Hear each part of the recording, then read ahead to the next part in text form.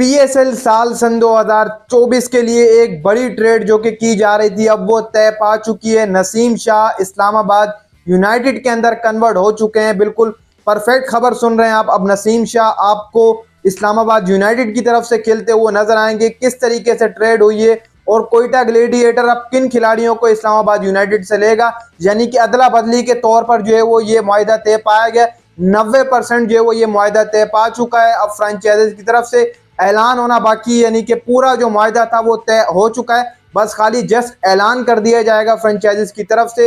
और इसके अलावा इस वीडियो में हम जायजा लेंगे कि पेशावर ज़ल्मी क्यों जो है वो नहीं कर पाई अपनी टीम में शामिल। जो है वो आपके नसीम शाह को कोयटा ग्लेडिएटर ने उनको छोड़ दिया है, आपके नसीम शाह को।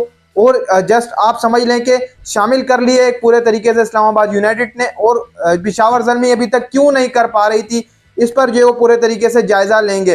तो अब जो खबर निकल के आ रही है, 90% मुआहिदा हो चुका है और फ्रेंचाइज का, यानी कि इस्लामाबाद यूनाइटेड पहले भी कन्वर्टेशन कर रही थी कि नसीम शाह जैसे बॉलर को लेके आया जाए अपनी टीम के अंदर, और वही हुआ। नसीम शाह अब टीम में आ चुके हैं। इनकी 90% मुआहिदा समझ लें तय पा गया है। 90% तो मैं ऐसी बोल रहा हूँ, मुआहिदा तय पा गया। अंदर की खबर मैं आपको दे रहा हूँ। इसके अलावा अब जो अदला बदली की गई है इस्लामाबाद यूनाइटेड की तरफ से, वो कुछ इस तरीके से अदला बदली की गई है। आजम खान को जो है वो कोयटा ग्लेडिएटर में रेफर कर दिया गया।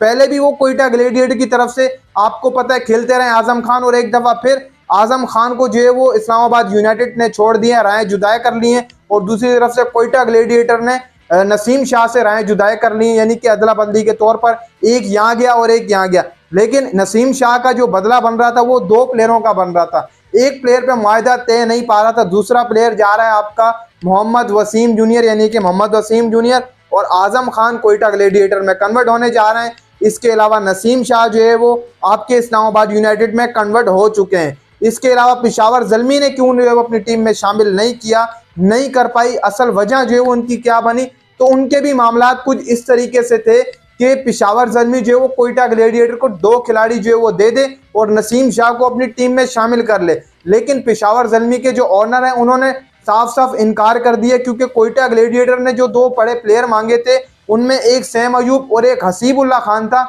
इन दोनों को लेकर जो है वो ट्रेड चल रही थी कि आप ये दोनों कोयटा में हमें दे सकते हैं और हम इसके बदले आपको नसीम शाह दे देंगे, इस तरीके से हम ट्रेड करेंगे। लेकिन पेशावर ज़ल्मी ने झट से ही मना कर दिया, क्योंकि पेशावर ज़ल्मी के पास जो बैटिंग का एक स्ट्रोक एरिया है वो उनका सैम अयूब करके दे रहा था। पिछला सीजन भी सैम अयूब ने करके दिया और सैम अयूब अभी इस वक्त भी फॉर्म में है।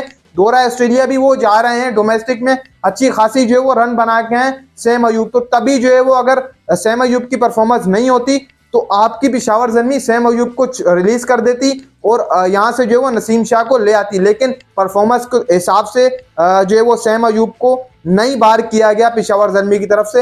एक फैसला तो उन्होंने अच्छा किया, लेकिन उनको एक बॉलर भी मिल सकता था, लेकिन फिर एक थ्रू बैक बैट्समैन भी उनका चला जाता। इसी के चलते भाई साहब एक अच्छा फैसला किया पेशावर ज़ल्मी ने भी। इसके अलावा आजम खान की जो रिप्लेस हुई है वो अच्छी भी है बुरी भी है। नसीम शाह इस्लामाबाद यूनाइटेड में कन्वर्ट हो चुके हैं और इनकी बैटिंग लाइनअप इस्लामाबाद यूनाइटेड की बेहतर ही रहती है। लेकिन पिछले साल आपके आजम खान ने बड़ी ज़बरदस्त बैटिंग की थी इस्लामाबाद यूनाइटेड की तरफ से खेलते हुए, लेकिन इस्लामाबाद यूनाइटेड को शायद इस साल लगा कि आपके आजम खान परफॉर्म नहीं कर पाएंगे, तभी रिप्लेस जो है वो ले ली उन्होंने। अब नसीम शाह आपके कन्वर्ट हो चुके हैं, बस खाली एक जस्ट ऐलान रह चुका है जो करा जाएगा, यानी कि फ्रेंचाइजीज दोनों मिलकर करेंगी कन्वर्टेशन के बाद। उसके बाद पूरे तरीके से बाज़ाब्ता तौर पर ऐलान हो जाएगा, यानी कि मुआहिदा हो चुका है। 90% ऐलान रहना बाकी रह चुका है। दोस्तों उम्मीद है आपको वीडियो अच्छी लगी होगी। पीएसएल के रिलेटेड मैं वीडियो बनाता रहता हूं, चैनल को सब्सक्राइब कर लें, बेल आइकन ऑल पे कर लें।